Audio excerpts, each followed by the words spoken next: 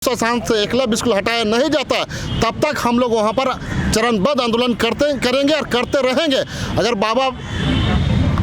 का वीर बुद्धू भगत का अगर देखा जाए जिस तरह से अपना सर कटा के अपने बाल बच्चा का शहादत देकर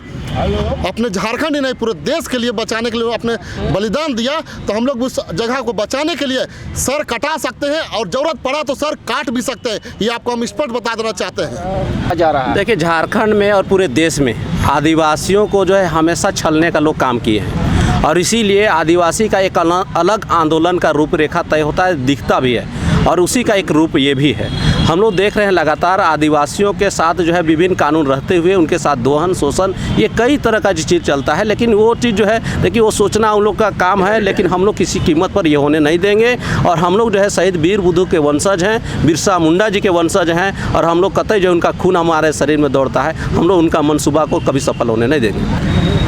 देखिए, जो सिलगाई में 51.5 एकड़ ज़मीन जो है वीर बुद्धू भगत स्मारक स्थल के नाम से चिन्हित है और उसी में राज्य सरकार और केंद्र सरकार के द्वारा उसी ज़मीन पर 20 एकड़ में एकलव्य विद्यालय बनाने का जो प्रयास किया जा रहा है उसी का विरोध में हम लोग जो है ये महाधरना आज कर रहे हैं। चूँकि राज्य सरकार को से लेकर तमाम जगह हम लोग इसका जो है लिखित रूप से हम लोगों ने आवेदन दिया है, जहाँ तक प्रधानमंत्री तक को, कि भाई ये वीर बुद्धू भगत का स्मारक स्थल है, इसलिए उनका जो 51.5 एकड़ ज़मीन को जो है सुरक्षित रखा जाए, उसके नाम से जो है बंदोबस्त किया जाए। लेकिन डीसी की अध्यक्षता में एक बैठक भी हुई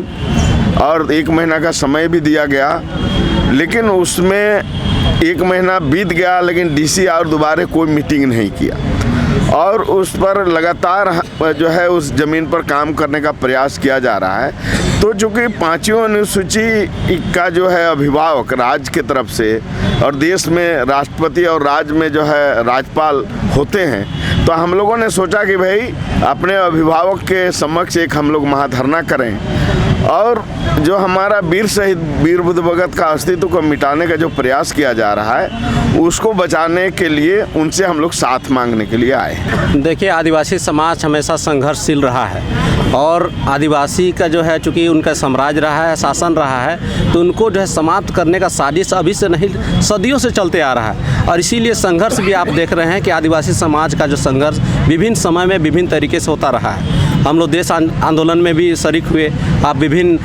हमारे महापुरुष को देख सकते हैं, शहीद बिरसा मुंडा हैं, हमारे शहीद वीर बुद्धू भगत जी हैं, ऐसे ऐसे अनेकों हमारे हैं। और इसी ढंग से जो है आज जब देख रहे हैं कि झारखंड में जो है खनिज भरा हुआ है, इसको लूटना है, आदिवासियों के पास ज़मीन है उसको लूटना है, तो इसको लूटने के लिए आदिवासी का जो संस्कृति है, जो मूल जड़ है, उसको ही समाप्त कर दिया जाए ताकि आदिवासी जो है तहस नहस हो जाए, उनका जो कोई दिशाहीन हो जाए, ताकि कहीं पर कुछ बोल नहीं सके। और इसीलिए लगातार प्रयास किया जा रहा है। कुछ अपना लोग भी हैं, उनको जो है वो लोग मिला लिए हैं अपने साथ और मिला के जो है हम लोग के खिलाफ अपने लोगों का इस्तेमाल जो है हम लोग के खिलाफ वो लोग कर रहे हैं, लेकिन ये कतई जो है पूरा नहीं होगा, क्योंकि इतिहास गवाह है कि जब जब जो है संघर्ष हुआ है उस संघर्ष में भले हम लोग कितनों चापलूसी कर ले, कितनों भीतरघात कर ले, लेकिन अंजाम जो है आप लोग देख चुके हैं। झारखंड भी अलग होकर मिल चुका है, देश भी हम लोग को मिल चुका है, तो हम लोग को कोई चेहरा देख के नहीं मिला है और ये आंदोलन भी आने वाला दिन में जा रहा है। देखिए, झारखंड में और पूरे देश में आदिवासियों को जो है हमेशा छलने का लोग काम किए हैं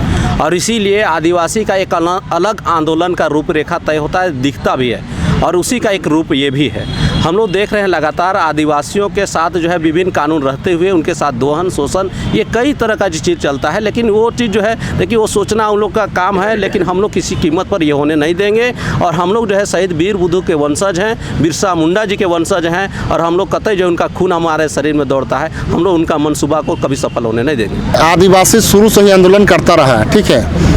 चाहे वो किसी की भी सरकार हो, अपने हक अधिकार के लिए, जल जंगल ज़मीन के लिए, अपने आरक्षण के लिए, अपने अस्मिता संस्कृति बचाने के लिए, सभी तरीक़ा के लिए हर समय आदिवासी आंदोलन करता रहा है। और आदिवासी जब तक आंदोलन करता रहेगा, तब मैं ये कहना चाहता हूँ कि जब तक आदिवासी आंदोलन करता रहेगा तब आदिवासी ही जीवित है,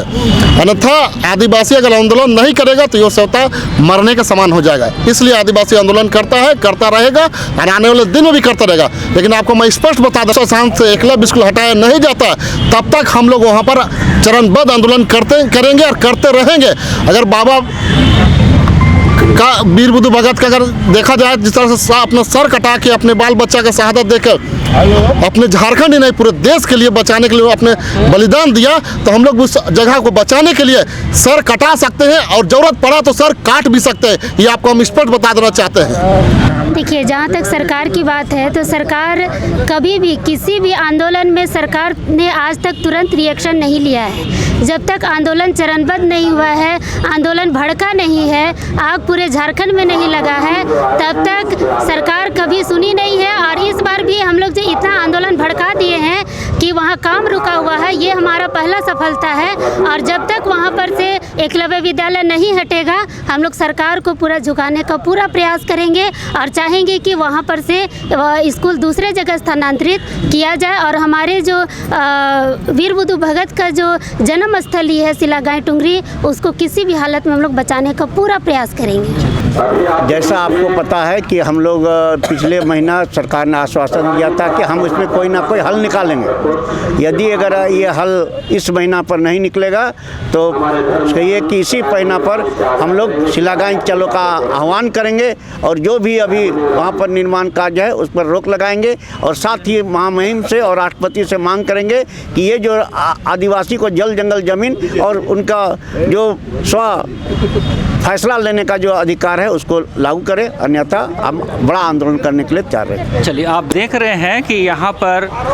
तमाम लोग आदिवासी संगठन के आए हैं और इनकी एक ही मांग है। ये इनका कहना है कि तमाम सरकारों में इनको आंदोलन करना पड़ता है और राजभवन एक जो है प्रदर्शन का एक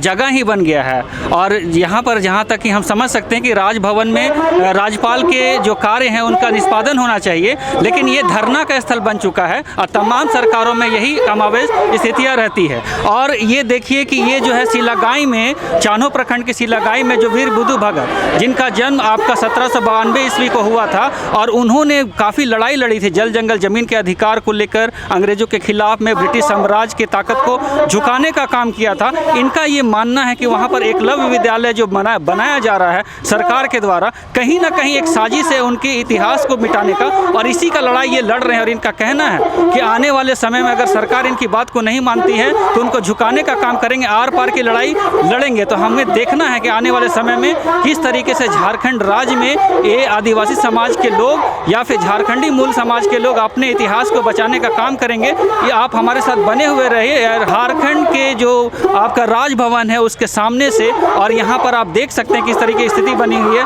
तमाम महिलाएं, बच्चे, पुरुष, बूढ़े बुजुर्ग सभी को यहाँ पर आए हैं और अपने अधिकार के लिए आए हैं इस कोरोना की घड़ी में। तो आप संजू मिंज के साथ हमारे साथ बने हुए रहे। आप इसी प्रकार हमारे मुद्दों को देखते रहें, झारखंडी सरोकार के मुद्दे को ज़्यादा से ज़्यादा शेयर करें, लाइक करें, फॉलो करें। अजय टोप्पो का बहुत बहुत धन्यवाद।